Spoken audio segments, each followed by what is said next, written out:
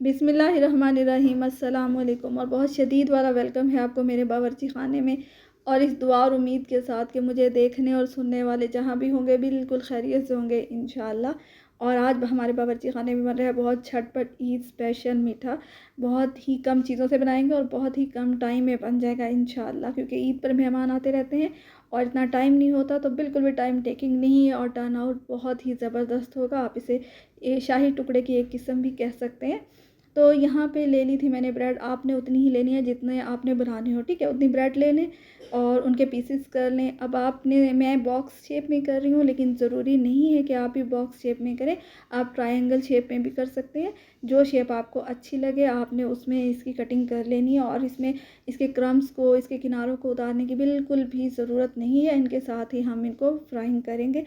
और यहाँ पे घी को कर लेना है हमने गरम। और इसमें आपने बिल्कुल भी ये नहीं करना कि मीडियम है लो है, नहीं, इसमें इसको आप कर सकते हैं हाई फ्लेम पे भी, लेकिन बहुत ज़्यादा हाई फ्लेम पे ये होगा कि जल्दी से ब्लैक होना शुरू हो जाएंगे। तो आपने बस ये ध्यान रखना है कि इसको एक खूबसूरत सा प्यारा सा कलर देना है। ये नहीं करना कि काले पड़ जाएं, क्योंकि जब ये ज़्यादा ज़रूरत से ज़्यादा ब्राउन हो जाएंगे तो फिर इनका टेस्ट भी चेंज हो जाएगा। तो हमने इनको एक प्यारा सा ब्राउन सा कलर देना है। अब ये हम साइड चेंज करके देख लेते हैं। ये देखें बेहतरीन किस्म के फ्राई हो गए हैं, तो फिर हम इसकी साइड चेंज कर देंगे और दूसरी साइड से भी हम अच्छा सा एक कलर दे देंगे।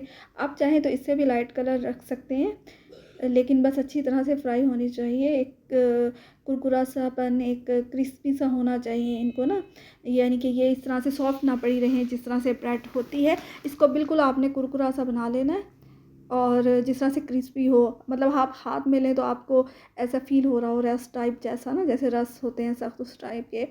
और ये देखें दूसरी साइड से भी फ्राई हो गए थे, तो इनको हम उतार लेंगे।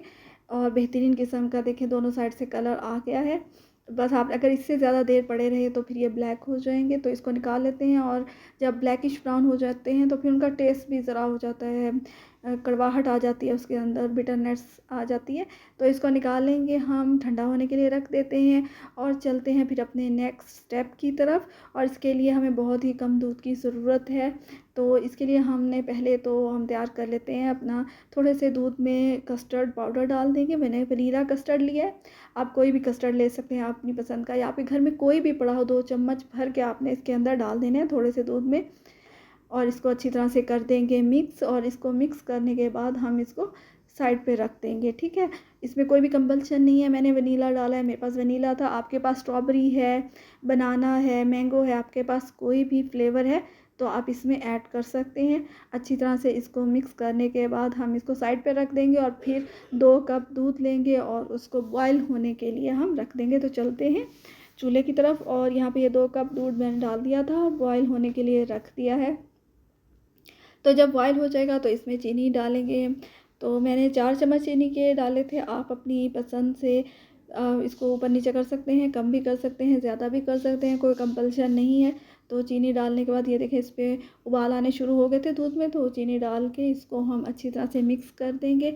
और अगर आपको मेरी वीडियोस पसंद आ रही हैं तो please like, subscribe and share. Please कोई प्यारा सा कमेंट कर दिया करें। और ये देखिए इसमें चीनी मिक्स हो जाएगी तो फिर हम इसमें डालेंगे जो हमने वनीला कस्टर्ड का पेस्ट बना के रखा था उसको। यहाँ फ्लेम को कर देंगे लो और एक हाथ से वो मिक्सचर डालते जाएंगे वनीला कस्टर्ड वाला, और एक हाथ से हिलाते जाएंगे ताकि नीचे ना लग जाए। और ये बेहतरीन सा हमारा देखिए 2 कप के अंदर ही बेहतरीन हमारा कस्टर्ड तैयार हो जाएगा। और इसके बाद हम इसको असम्बल करेंगे आगे जाके चीज़ों को। और ये हमारा वनीला कस्टर्ड का पेस्ट भी चला गया, मिक्सचर हमारा चला गया।